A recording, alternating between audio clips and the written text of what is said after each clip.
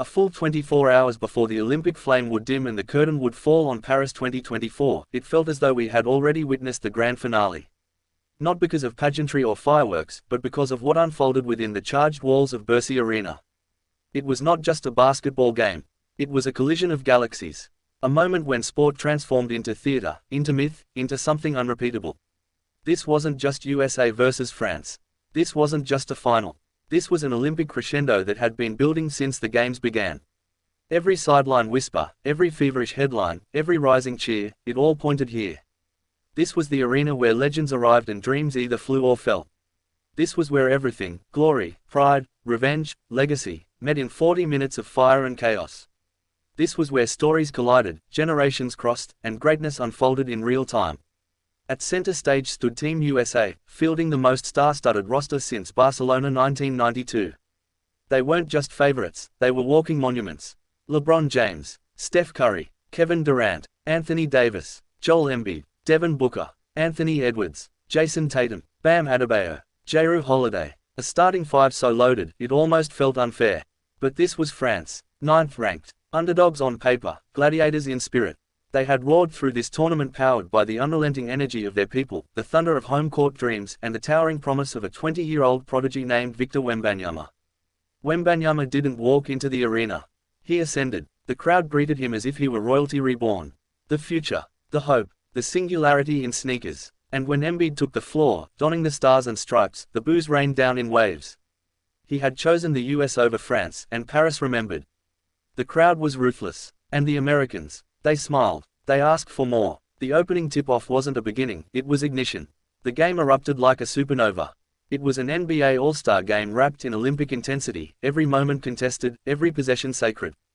Bodies collided, passes flew. The pace was suffocating, sublime, surreal. Wembanyama was as mesmerizing as expected. Long limbs folding into impossible blocks, dunks delivered from somewhere above the backboard, poised far beyond his years. And then there was LeBron, golden shoes flashing, eyes locked, command undeniable. The king was not here to joke.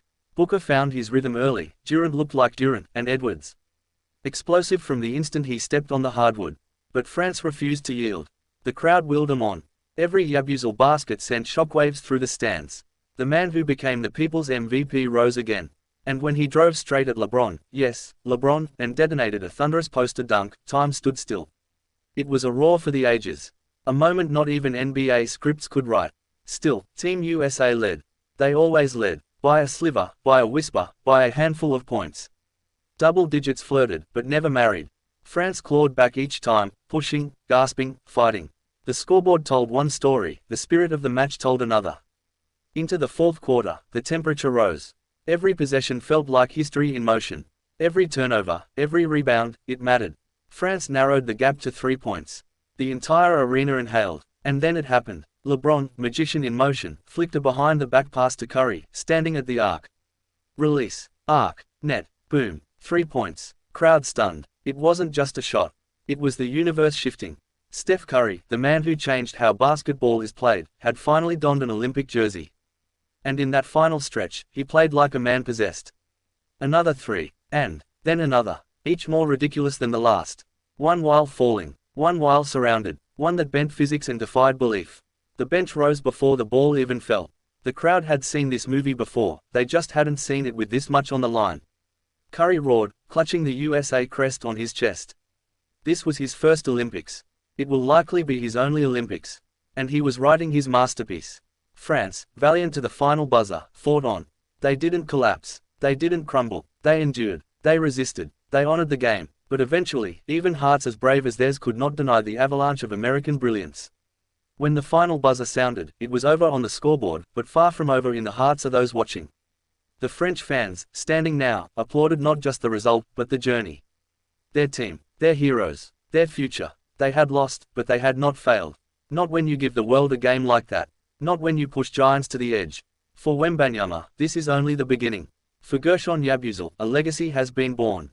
For France, this was the night the world saw them not as underdogs, but as equals.